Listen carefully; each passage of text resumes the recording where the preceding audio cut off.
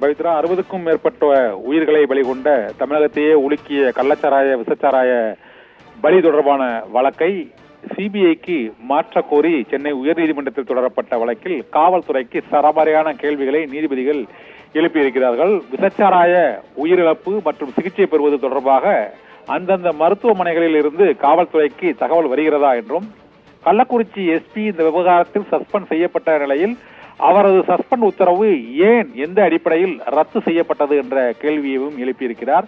மேலும் ஒவ்வொரு மாவட்டத்திலும் கள்ளச்சாராயம் தொடர்பான வழக்குகள் என்ன நிலையில் இருக்கின்றன என்றும், கள்ளச்சாராய வியாபாரிகளுக்கும் காவல்துறையினருக்கும் இடையே தகவல் தெரியாமல் இந்த வியாபாரம் நடைபெறுவதற்கு வாய்ப்பு இருக்கிறதா என்ற கேள்வியையும் காவல்துறையை நோக்கி நீதிபதிகள் எழுப்பியிருக்கிறார்கள்.